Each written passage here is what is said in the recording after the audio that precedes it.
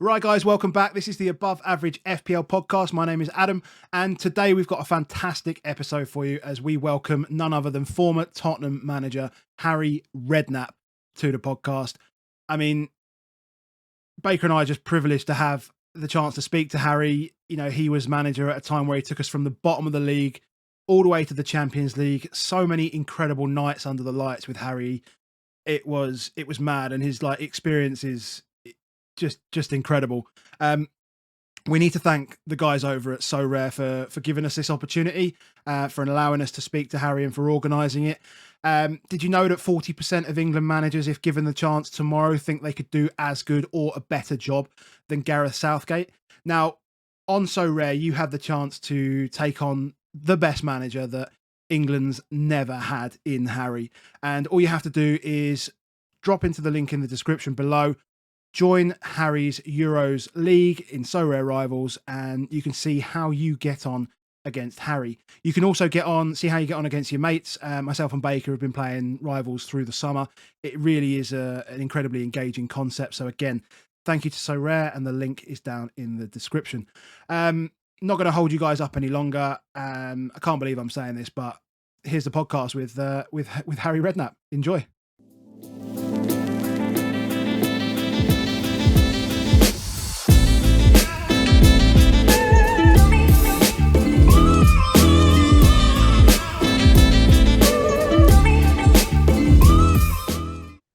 I'm holding this. I'm getting my arms getting raked by the time I finish holding this phone up. I think we'll try not to keep you too long then.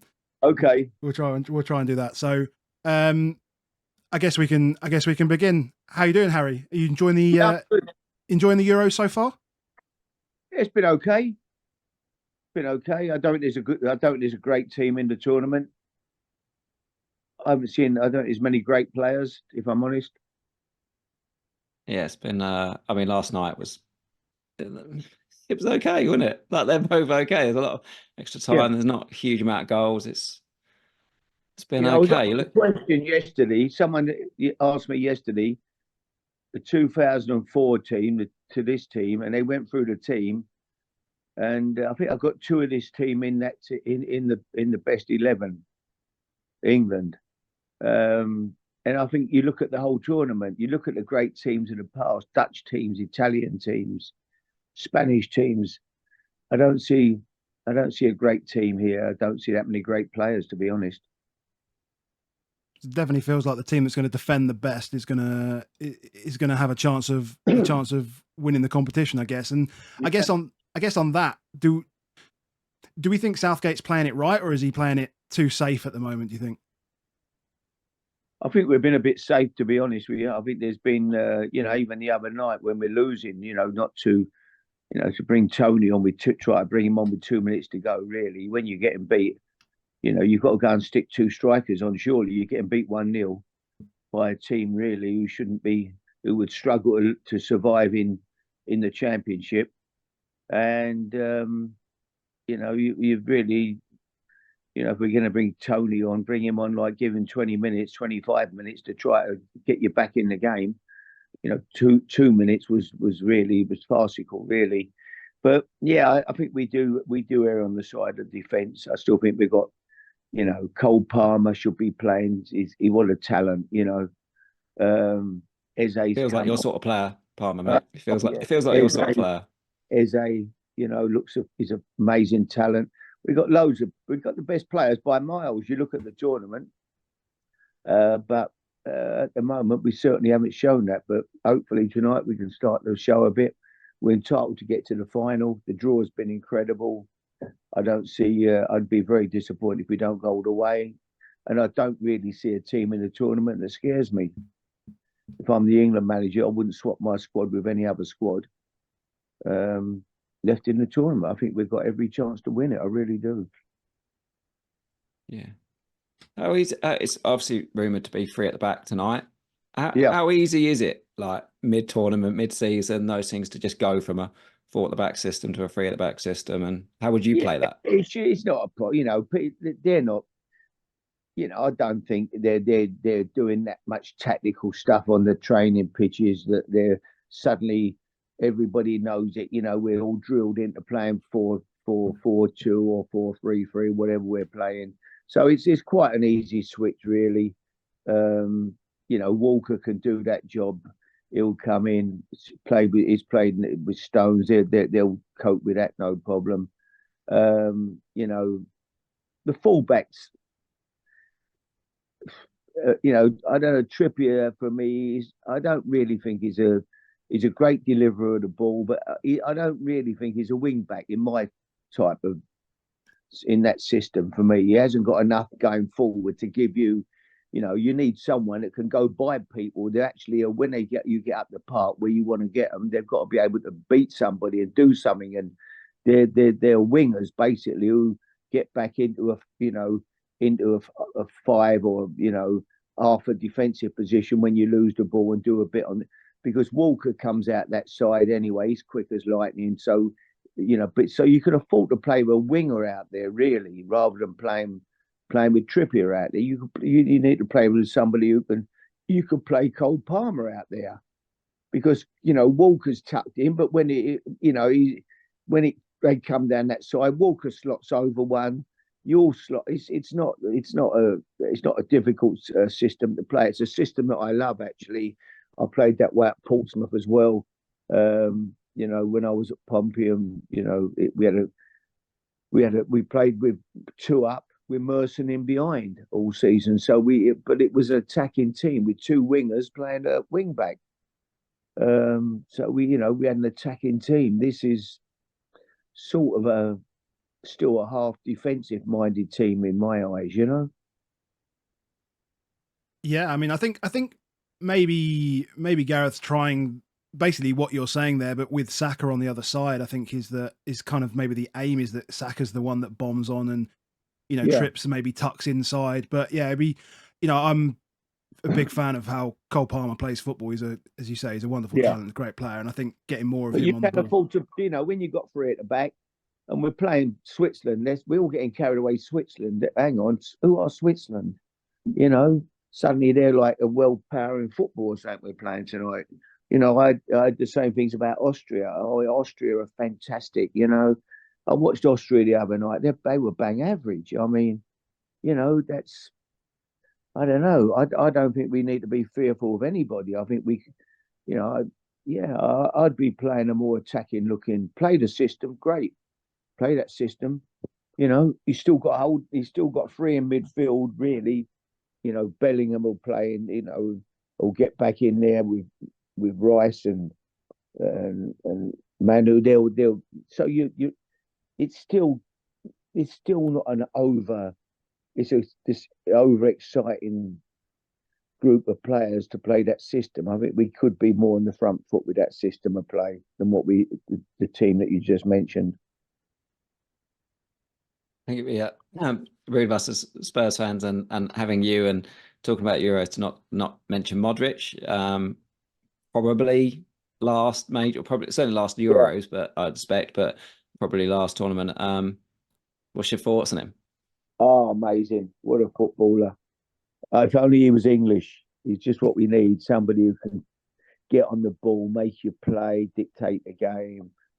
He's just a fantastic footballer, amazing person. Never just, talk about low maintenance, not a minute's problem ever. Just coming every day, trained, enjoyed training, loved it, smile on his face, loved playing football, family man, not interested in going out and doing anything else. Just an absolute great person, really, and an amazing footballer. Younger guys, probably only just think of him as central midfielder of him, but old guys like us, like we remember, the slight player we had, and then suddenly when you stuck him alongside Huddleston that midfield, and I was like, what's going on, Harry? But how was that? And and how amazing is it that, like, what we're talking, like 13, 14 years later, we're still playing it?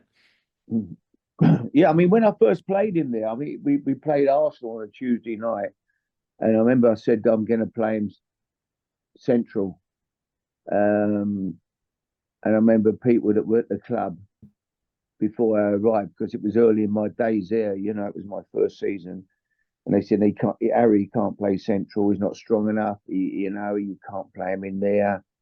He has to play off that left side where he can find a little pocket where he's out the, where he's going to avoid the physical side of the game almost. And I said, no, I'm going to play him central. He'll get on the ball, he'll make us play. He's fantastic footballer. And I stuck him in there. We beat Arsenal. And then I remember on the Saturday, the lads, they said, listen, he was brilliant the other night, but we've got Chelsea Saturday, Lampard, Essien, Ballack. They'll be too powerful for him. They'll and I said, no, they won't get near him. And he played there on the weekend again, and we had 2 great results that week, and he was never played anywhere else since. He was, people sometimes look at people like, oh, he's small. You ain't how big you are. A lot of the greatest midfield players we've ever seen. I go back way before your time. Leeds had 2 guys who were 5'5", 5'6", Johnny Giles and Billy Bremner, 2 of the greatest central midfield players I've ever seen. The world's been full of great little players that played central. You haven't got to be we suddenly went away from that sort of player. But no, he's an amazing footballer, and I say, and a great person as well. Great guy. You still speak to him? Not really. No, I don't tend to speak to any of the old. I don't. If I saw him, I'd love to see him, and I'm sure I'd give him a cuddle, but no, I mean, he's out I'm here I don't travel too far now, to be honest. I live down in Poole, and I go and watch Bournemouth every week. I mean, I don't even go up to Tottenham. I don't go anywhere really to watch games except Bournemouth. I'll get in my car at 2:30, and I'm in the ground at 2:50, and I leave 5 minutes from the end and get home, watch the 5 o'clock game on telly. But it's traveling about now, watching games. But no, I'd love to see him, and he was a great lad, great to manage him and his mate Charlie was another good lad. The older Croatian lads I managed were all special. They were all special people. Every one of them were just amazing guys. I couldn't. It's strange. I think I had 7 or 8 of them probably. Davor Suka, Igor Stimac, Slaven Bilic. Probably the best player of the lot, and probably maybe even a better player than Luka Modric was a fella called Robert Prosinecki. Yeah. Oh my God, he was a genius. Yeah, look him up and have a look at him, see where I'm old enough, mate. I'm old enough. I remember. Robert. He smoked about 80 fags a day. He could do it. He could make the ball talk. He was incredible. And even when you speak to Luca back in the day, because I managed Robert, and I used to say to him about Robert Prosinecki, oh, Gaffer, he said he is the greatest. He is on another level, Everybody, he was amazing. He ended up playing at Portsmouth of all places. Yeah. Yeah. So you brought Luca inside, and that obviously leaves a gap on the left-hand side. And we can't really go through this without talking about Gareth. How is that transitioning him from like a left back to probably one of the best left forwards like the world seen during his time? Sure, yeah. I mean, I'll be honest, he'd have probably been the best left back in the world if he'd have stayed there, But I just thought he had so much to take that defensive responsibility away from him and let him just, get at people. I mean, what a left wing back he'd have made. Imagine that system tonight for England, having him playing as a left wing back. That would be scary.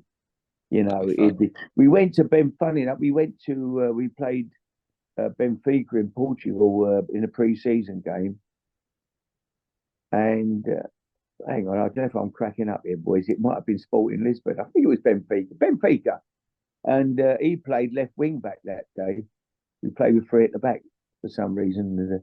He just absolutely was incredible.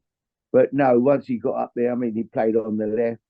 And as the crowd used to sing when we suddenly started playing him on the right, he's Gareth Bale. He plays on the left, but he could play on the right. He could play inside, and we shifted him we brought him in off the line a bit because people were just trying to mark him, and he found more wherever he was. Once he picked the ball up and ran with it, you was in trouble, weren't you? He's just incredible, wasn't he? We I mean, we've had a bit of adversity in the World Cup even the other night, but obviously when we were 4-0 down against Inter, there was a rumor that Sherwood wanted to take Bale off at half-time. Is that true? Yeah, no, Tim was like, yeah, I mean, I was a manager. Tim had an opinion. He was, I'd listen to them all, but at the end of the day, I make my own mind up. But no, Tim just said, look, we've got, I said, what do you reckon? I think Tim said, we've got a big game Saturday, Harry. I'd save him for Saturday. I wouldn't, what we ain't going to win. And I said, yeah, but we could get beat 8 or 9-0, which I didn't want. And so I'm leaving him on. And I didn't see it. I'd be lying if I said I'm thinking we're going to get a draw at the game. I'd be a liar, with 10 men. But I didn't want to. At the same time, I didn't want to just suddenly completely throw the towel and have a massive defeat of 8 or 9 or something crazy. So so we kept him on, and he finished Mycon's career probably that night, didn't he? Oh mate. That and then the home leg with the flags and everything. It was just that was my best night at Lane. That was mate. You were responsible for a few of it. You were responsible for so many of my big days. Was the away game at San Siro was just incredible, that game. And then one of my worst was Portsmouth against us in the semi-final. Tell me. I know. That was, I think we had about 30 odd shots at goal that day. Yeah. And couldn't score. Oh yeah, I remember. But that was a time when the pitch was digging up like it was horrendous. Not blaming the pitch, but it was the Wembley pitch at that time was a bit of a nightmare. It was coming up in big chunks for some reason, mud. But no, we just it was one of those days, wasn't it? Not a good day. I remember going out with my wife came up. Never went to football really, but we ended up going out that night. Oh my God. I wasn't the best of fun, I'm sure. But yeah. Bad night. So I guess moving forward, obviously now Spurs, we've got Ange Postecoglou at the helm. And how do you feel he started at Tottenham? What are your thoughts on Ange? Okay. It was an average season last year, really, I thought, for Tottenham. If I'm honest, I mean, went out the 2 cups very early. Finishing out the Champions League with that squad. I thought they should have made Champions League. I thought they might win a cup or something last year, or certainly have a run at one. They've got a good squad of players there, much better. Really, Aston Villa are not entitled to finish above Tottenham. Tottenham are a much better team, really. They went to Villa and won 4-0 late in the season. So, I thought they did okay. I like Ange, but I thought, if I'm honest, I thought it was an okay season. Finishing 5th is not great. They've got to be top 4, really, I think, Tottenham, with that group. And I think they'll finish top 4 next year. Any positions you think we should be targeting, or any players you've got your eye on you'd love to see in the Spurs shirt? How do you replace Harry Kane? That was always a problem, wasn't it? I mean, the funny thing was, I used to see people after the first 5, 6, 7, 8, 9, we're better now without Harry Kane.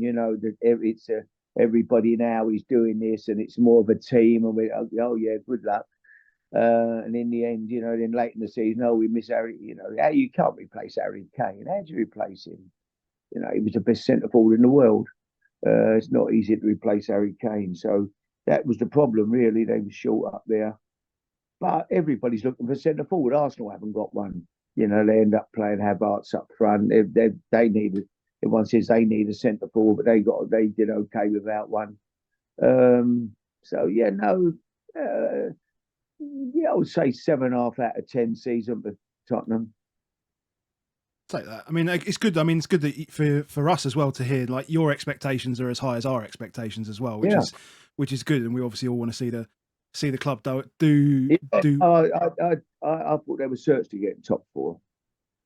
Absolute certs. I looked at the squad. I liked they brought centre halves in there. They look strong there. The 2 fullbacks are improvement. Have played well. The goalkeeper went a bit. He sort of, got a lot of plaudits, and then suddenly at the end of the year, he started to have a bit of a wobble, didn't he? I don't know how good he is. Yeah, Sure. set pieces are definitely an issue. I wouldn't be sure, if he's midfield. The two midfield players started great, didn't they? They looked like incredible, and then they seem to lose their way a bit. You see more of them than I do, lads. I don't go to games, now, but Bissouma looked like, and then I don't know how he finished the season. Not so good.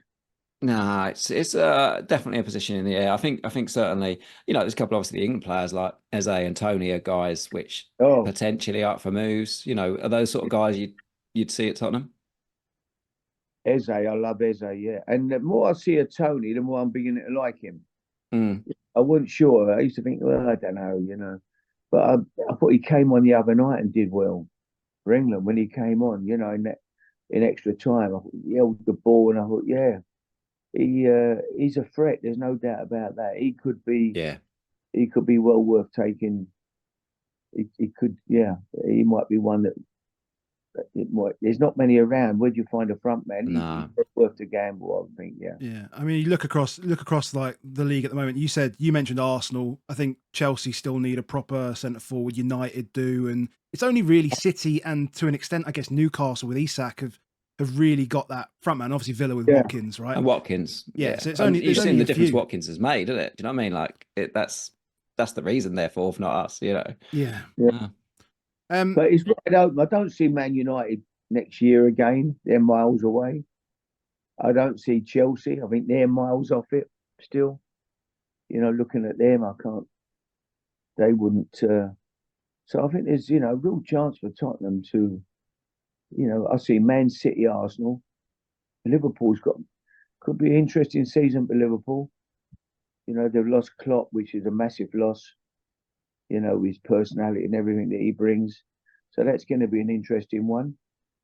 There's a big chance for Tottenham to be bang there next year, really, if they can get one or two in. Yeah, we're gonna have all the Villa, Chelsea, and Man United fans in the comments for you now, Harry. They're all gonna be saying. Villa's got Champions League. It's going to be, that's going to be take a lot out. It's their first venture into that. That make it, more difficult for them. They're going to have one eye on that. Unless they really spend money and improve the squad, suddenly you've got a lot of games, big games. Champions League is another level. To Newcastle proved that this season, I think. Yeah, for their first season in there as well. So it did, yeah. So that's your problem. A lot of the clubs, Newcastle, I know you've got money to spend. They don't seem to me they look like they're selling people. So I don't think they're going to be big players this year again. So I think a big chance for Tottenham, really. I don't see Tottenham being out the four again. And I see them getting a bit closer this year to the top two. But if I'm honest, and you ask me, I'd see it between Man City and Arsenal again. Yeah, that's fair. That's fair. I think that was where, at the moment, looking at the two squads and the teams, the others have all got a bit of improvement to do to get close to them. Yeah. Well, we've got probably a couple more questions, and then we can let you get back to what you were doing. So fantasy, we do a lot of fantasy football, and it's pretty huge on like data and analytics. And club recruitment and stuff like that, it's moving more that way. The fans obviously have better picture, etc., etc. I mean, how much has it changed since you were there? Because what we see now is the availability of data to kind of like all the fans. We kind of have it. We have the availability, whereas maybe 10 years ago that information was still there, but maybe we just didn't have the access to it. Is that correct? And like, how much more do you value like the character of a player over maybe the numbers as well? Very important. I think your eyes really what you see in a footballer. Nothing can. Unless you're a bad judge of a player, when you see them, your eyes, and you meet them, the character and what they bring to your club and the personality. Do they want to play for your club? Do they care about your club? What's their reasons for coming there? Is it just another stop off in the way of, making them, more money or whatever? So yeah, they're all important things, but I think you can make what you want of stats a lot of the time, and I still think going to watch a player, That was how you pick players back in the day. Every Sunday, whenever you see managers watching football matches, you never see a manager at a football match anymore. When do you ever see managers going to watch other teams play now? Never see it. Every Sunday you put match of the day on, and they'd pan into the director's box. There'd be about 7 or 8 managers there watching the game because they played on Saturday. It don't happen anymore. And when you was a manager, you go to midweek. I used to go to football every night. Every night I'd go and watch a game. That was what I did. Every night I'd go out and watch a match. When I managed Bournemouth, I drive everywhere, watching non-league games, and that was what I did. You'd go and watch football, and there'd be other people there. There'd be scouts there. Half time, you'd have a cup of tea and all talk about players, and you pick each other's brains about. And if you wanted to sign a player, you'd ring another manager, or somebody he'd played for previously, and say, "What's he like, Harry? Don't touch him. Do not sign him. He'll get you the sack. I promise you. He's a lazy. He don't want to train. He's this. That's how stats can't give you that. So no, I mean, listen. I'm sure they've got a part to play and they're useful, But I still think your eyes are the most important thing. Go and watch a player and make your own judgment. Good stuff. Prediction for tonight? Do you want to give us a prediction for tonight? England will win, yeah. I think we'll win 2-0. 2-0. I like that. Harry Kane. We'll Kane both? We'll have both for Kane? 2 for Harry, yeah. Yes. Perfect. And where are you watching it? Where are you watching it, Harry? I watch it at home on my own. I like to sit and watch the game on my own. I don't like having people making stupid comments around me. I like just to watch it. I'm at the golf club. A fella said to me, yeah, the couple of blokes said, yeah, I wouldn't have Harry Kane as captain of England. He said, I'd have Pickford. Really? I said, really? Yeah. I said, yeah, my God. I said, I'll be truthful. Pickford would be my last pick out of the 11 players, but that's what you have to put up with, isn't it? Everyone's got opinions, they're entitled to them, but Pickford captain, I don't quite see that one. Where are you playing today, Harry? You playing? No, I've come up to Remedy Oak here, where I'm a member, but they've got the club championships and I don't play and all that stuff. They're too good for me. I was getting hit a few balls on the driving, just hit a few golf balls past an hour. But I love my golf. I played yesterday at the London Club up near Brad Hatch. That was a nice day. Enjoyed that. But no, I love a game of golf. I love golf, and I'm not a good player. But I had a great day the other week. I played in the Spurs Legends Day. Nice. Really nice day. There were a lot of the lads I played with. Les Ferdinand and me and Les, we were on the winning team. But Ozzy was there. Ricky Villa was there. Amazing. Paul Miller, Glenn Hoddle, John Pratt, Martin Chivers, Pat Jennings. I'm sure I'm forgetting some of the boys, Davey Howells. Loads of them were there. All great lads, We had it was a really good day. Ozzy organised it. Ozzy our dealers. He's a great guy, Ozzy. Amazing. Well, if you get into the fantasy football, we do fantasy football golf days, and I'm also part of a charity. We actually do quite regular ones at the London Club. We do one with Frank a couple of months back, so we might tap you up on that too. Who's that, Frank?